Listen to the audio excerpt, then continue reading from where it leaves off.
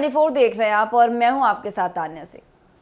जरा कल्पना कीजिए, मंच पर एक केंद्रीय मंत्री खड़े हैं और उनके शब्दों में ऐसा आक्रोश है कि पूरी सभा सन्न रह गई है।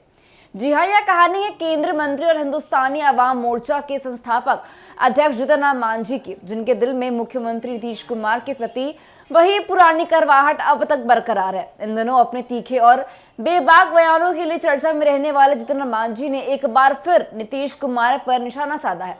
इस बार तो उन्होंने नीतीश पर सीधा आरोप लगाते हुए कहा कि मुख्यमंत्री ने 5300 करोड़ रुपए बर्बाद कर दिए हैं।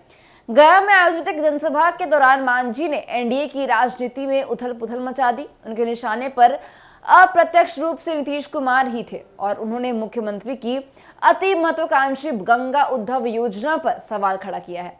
मांझी ने कहा कि जिस काम के लिए 700 करोड़ का बजट था उसे 6000 करोड़ में पूरा किया गया और फिर भी यह योजना अपने मूल उद्देश्य का पूरा नहीं कर पाई है।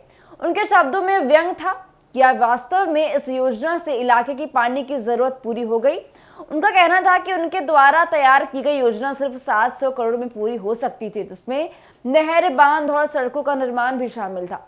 मांझी का कहना है कि 6000 करोड़ रुपए की भारी भरकम राशि खर्च कर गंगा का पानी लाया जा रहा है, लेकिन इससे किसी भी प्रकार की पानी की पूर्ति नहीं हो पा रही है।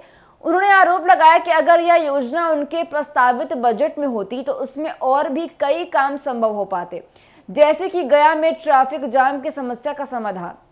केवल गंगा उद्धव योजना पर ही नहीं, मांझी ने भूमि सुधार के मुद्दे पर भी नीतीश कुमार को कटघरे में खड़ा कर दिया है। उन्होंने कहा कि नीतीश कुमार को भारत रत्न दिए जाने की मांग का समर्थन तो वे करते हैं, लेकिन एक शर्त के साथ। मांझी ने आरोप लगाया कि भूमि सुधार के तहत भूदान और शिलिंग की जमीनों जिन्हें दी जानी थी वे माफियाओं के कब्जे में है।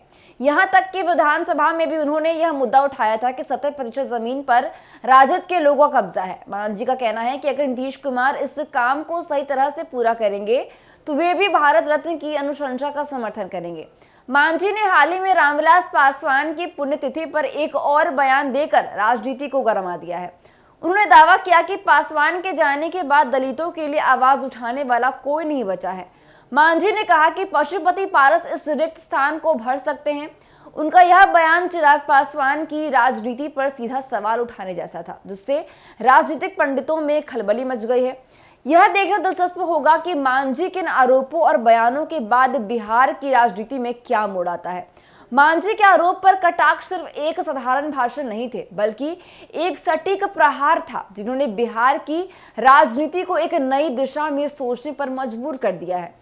तो फिलहाल के लिए बस इतना ही। ऐसी तमाम खबरों के लिए देखते रहिए 24। धन्यवाद।